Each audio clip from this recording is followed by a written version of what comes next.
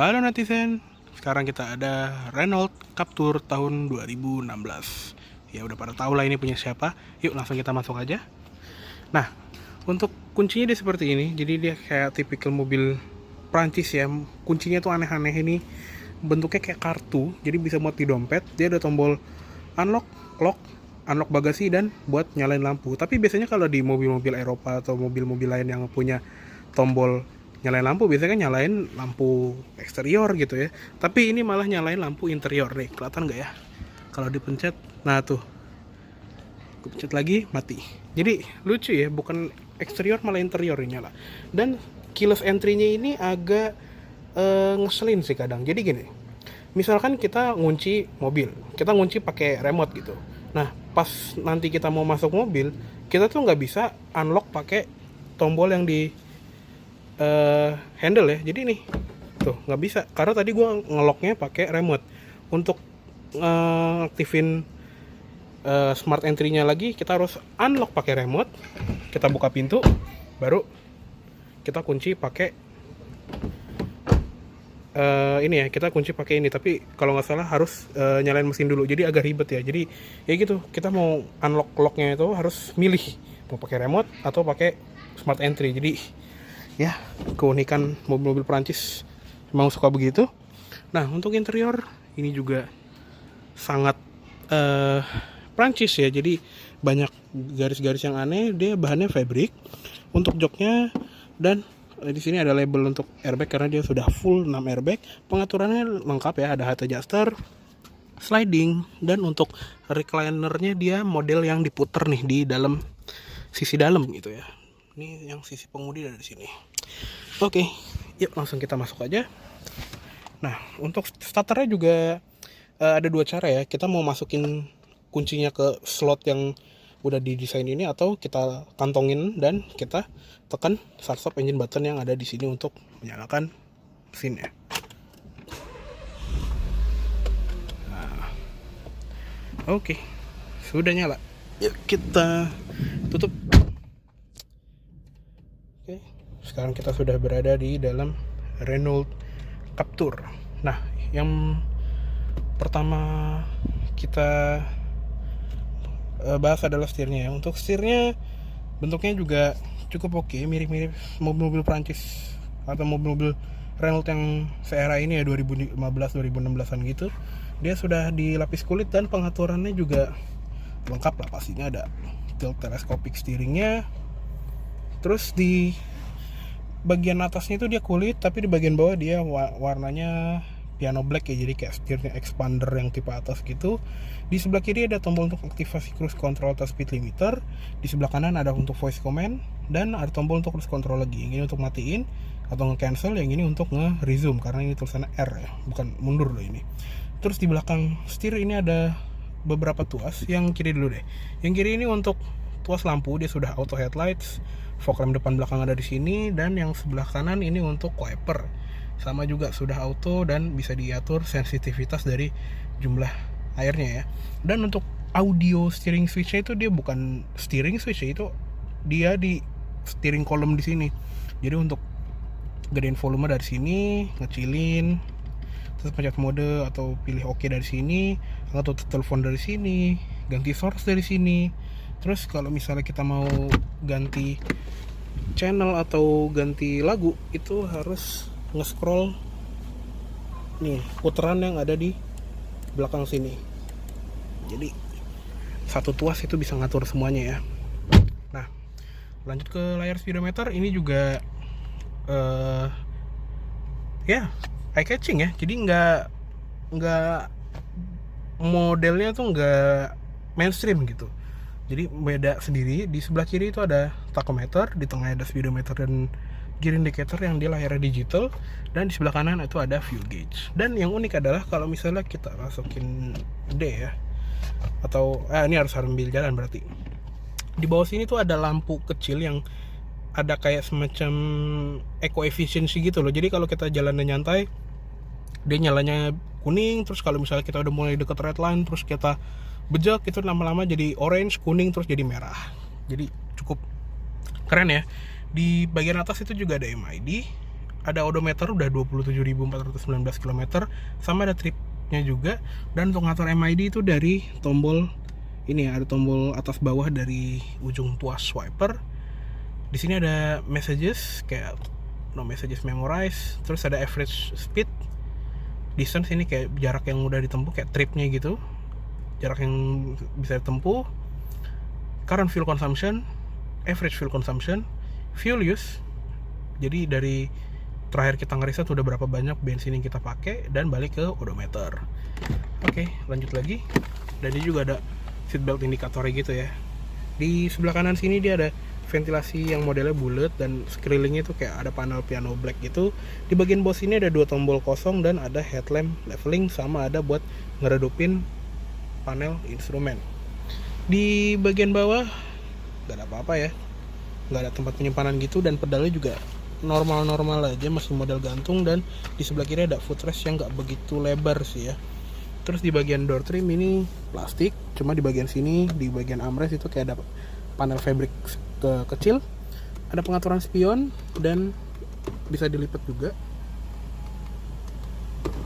Terus dia juga ada handle warna chrome. Power windows dia auto up down di sisi pengemudi, tapi ini baru diganti kaca filmnya ya, jadi nggak bisa kita naik turunin. Ada window locknya juga, dan dia ngasih tahu loh kalau di sini tuh ini kan rear electric windows lock, kalau di unlock dia ngasih tahu. Jadi nyambung ke mobil ya. Ada speaker, door pocket, dan untuk twitternya ada di pojokan dashboard situ. Lanjut ke atas, dia ada sun visor dengan vanity mirror tapi nggak ada lampunya. Di sebelah kanan sini ada seatbelt dengan height adjuster. Spion tengah sudah manual dimming. Ada indikator passenger airbag dan passenger seatbelt. Di sini ada mic untuk telepon, dan ada lampu tengah ya, ini untuk nyalain semua lampu. Cuma ini tombolnya udah agak oblak ya, jadi harus ngepas gitu pencetnya. Dan ada lampu baca kiri kanan. Sun visor kiri juga sama, ada cerminnya tapi belum ada lampu. Di sebelah kiri ada grab handle, seatbelt adjuster, dan headrest adjustable juga. Lanjut ke dashboard atas, dia ada tempat penyimpanan yang dalam gini ya, tuh lumayan dalam. Dan lanjut ke tengah, di kanan kiri head unit itu ada ventilasi AC yang bentuknya lucu ya, dan untuk ngaturnya juga agak kebalik ya. Biasanya kan kalau mau ngatur kanan kiri ya normal di sini, tapi untuk nutup itu dari sini, sekaligus dia juga ngatur arah atas bawahnya. Jadi ya kalau misalnya orang nggak ngerti, misalnya mau kebawain di ininya didorong paksa, takutnya malah patah ya. Ya gitulah tipikal mobil Perancis. Di atas head unit ada tombol hazard yang khas mobil Eropa, dia kedip juga, dan tombol central lock. Terus lanjut ke head unit, dia head unitnya seperti ini ya. Dia namanya Arling. Jadi ini head unit mainstream head unit OEM-nya Renault ya. Dan di sini tampilan home-nya seperti ini. Bentar, ini kita matiin dulu biar dia terang. Nah, dia home-nya ada musik, air quality, sama GPS ya. Terus ada kayak settingan untuk menu-menu tambahan, kayak ini untuk sambungan telepon, temperatur dari luar, jam digital. Terus kalau kita pencet menu, ini juga ada navigasi. Dan kalau Renault itu dia dari TomTom ya navigasinya. Multimedia, ada radio, media, bisa lihat gambar, lihat video, dan settingan multimedia. Ada telepon, settingan ke mobil. Ada driving eco squared, ini kayak trip report gitu. Dia kasih skor tentang cara mengemudi kita. My preferred tips. Terus ada eco coaching ya, jadi kayak dia ngasih tahu gitu loh cara acceleration, anticipation, dan driving eco score. Sama itu dia ngasih tahu oli yang bagus untuk mobil Renault kita. Dan ada ini juga tadi, ada onboard komputer. Nah di sini kayak MID-nya gitu ya, kayak MID rangkuman terakhir kita ngeriset, total distance, average speed, average consumption, sama total fuel consumption. Dan ada mode take care juga, ini kayak ngeliat outside air quality. Nah, outside air quality itu juga unik ya. Dia tuh bisa memantau kondisi udara di luar. Jadi kalau misalnya sekarang ini kondisinya live nih. Live-nya itu dia good, kalau misalnya nanti dia polusi dia segini, terus kalau misalnya bener-bener terparah polusinya dia grafiknya akan naik ke atas. Dan dia juga bisa ngitung dari 30 menit terakhir. Lucu ya. Jadi lumayan kepake nih, apalagi kayak kondisi sekarang lagi banyak virus. Terus ada settingan untuk navigation service-nya, settingan konektivitas, ada Arling Store yang sayangnya masih belum unlock, dan ada Renault Assistance. Yang ngeselinnya dia nggak ada di Indonesia, jadi udah milih-milih negaranya tadi nggak ada negara Indonesia, jadi ya nggak kepake fiturnya. Terus di sistem ini untuk setting bahasa, setting display, suara, safety warning, home screen-nya kayak apa bisa kita ganti, ngatur keyboard, set units, ada SD card-nya juga, ya pokoknya macem-macem dah.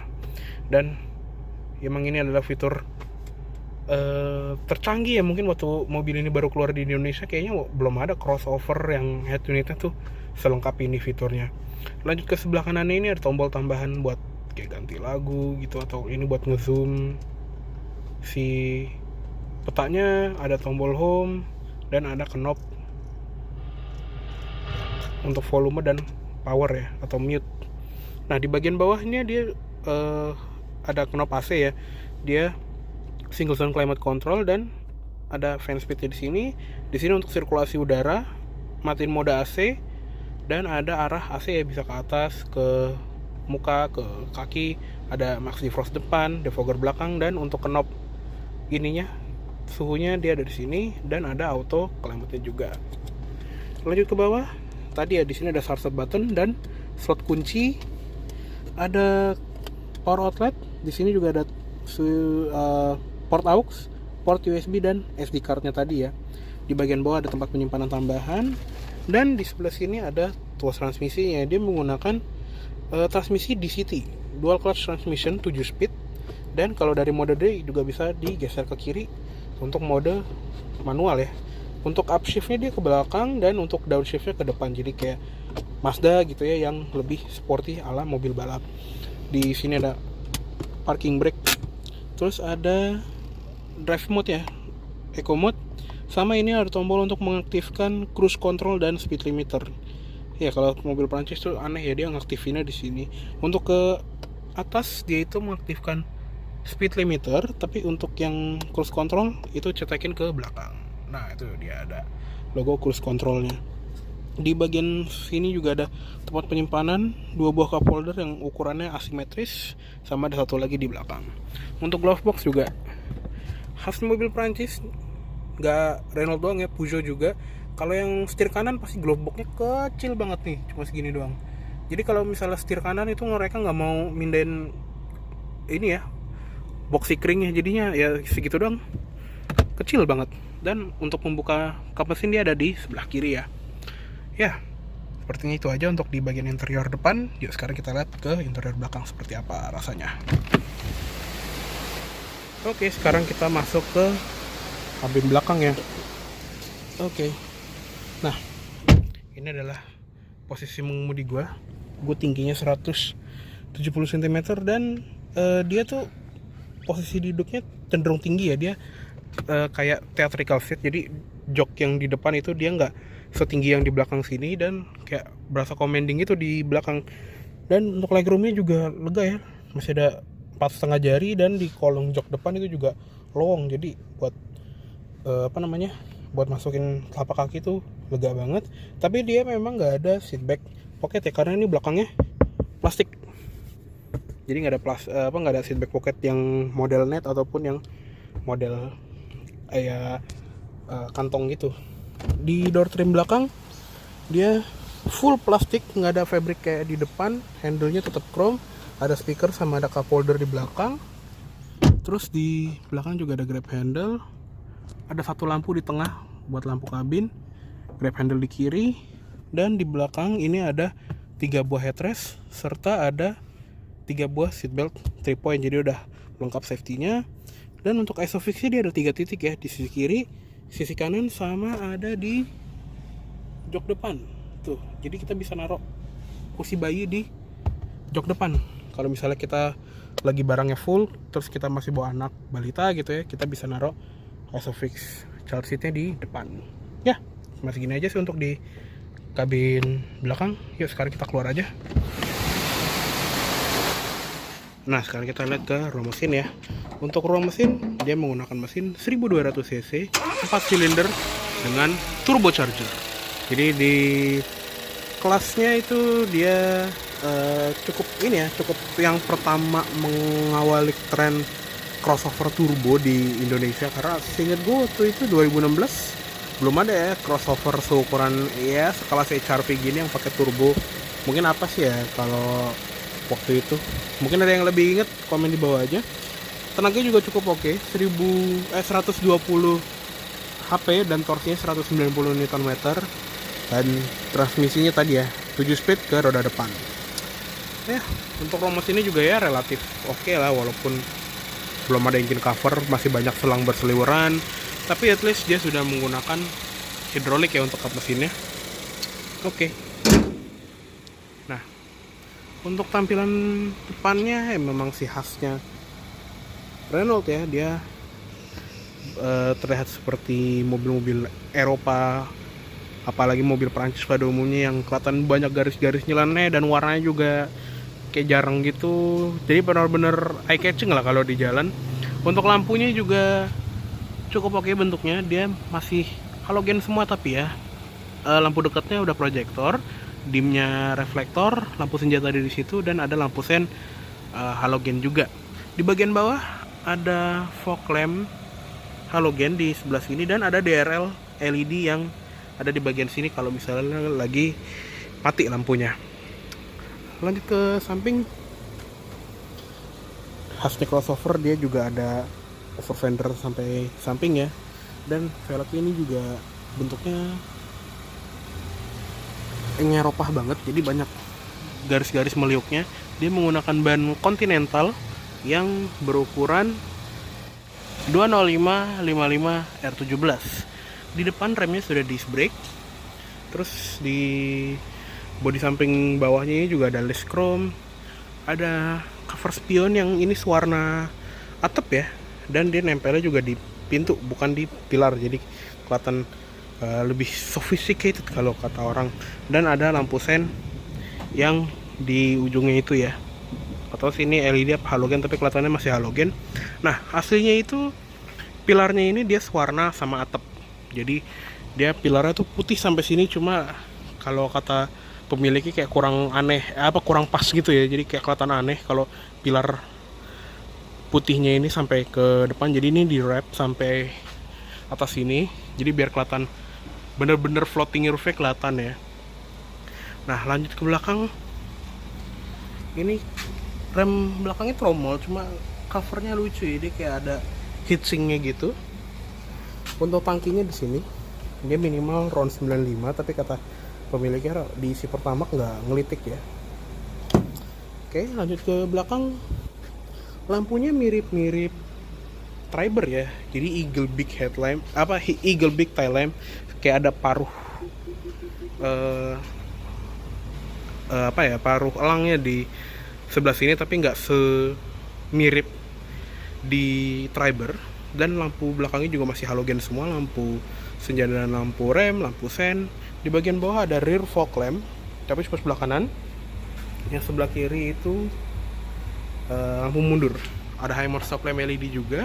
Dan di belakang ini ada logo Captur. Nah untuk garnish di atas plat nomor ini warnanya ada macam-macam ya, tak ada yang chrome, ada yang warna hitam gloss seperti ini, ada yang warna body. Aslinya ini kalau nggak salah chrome, cuma di wrap jadi warna hitam gloss, dan ada logo Capturnya di situ, ada logo TCE untuk teknologi mesinnya. Untuk di kaca belakang juga ada defogger belakang dan ada wiper ya. Terus di atas juga ada antena shark fin. Dan sekarang kita lihat ke bagasinya yuk. Udah pakai tombol. Nah untuk bagasinya dia seperti ini, jadi nggak begitu panjang ke dalam ya, tapi dia lumayan lebar. Ada parcel shaft di atas, dan ada lampu bagasi di sebelah kiri. Di sebelah kanan cuma ada gantungan doang tuh, nggak ada power outlet deh kelihatannya ya, nggak ada. Di bagian bawah juga dia ada underfloor storage, dan ini juga bisa di-adjust, bisa dijadiin stopper kayak gini, jadi kayak membatasi dari barang sini biar nggak lompat ke depan. Atau ini juga bisa diturunin full seperti ini, dan dia jadi lebih dalam dan menambah ruang kargo. Dan ada tuas ini juga nih, kalau misalnya ini di tarik ya, dia tuh agak gimana sih, nih dia kalau ditarik tuh kita bisa adjust, recline, sliding dari jok baris kedua, jadi kayak kita bisa menambah kargo yang lebih banyak lagi. Atau kalau misalnya di belakangnya itu sempit, legroomnya bisa kita tarik dan kita menambah legroom di baris kedua. Oke, kita tutup. Oke deh, oke, cukup segitu dulu untuk review dari Renault Captur tahun 2016 kali ini. Mohon maaf apabila ada salah kata-kata dalam penyampaian review. Terima kasih banyak telah menonton. Sampai jumpa di video selanjutnya.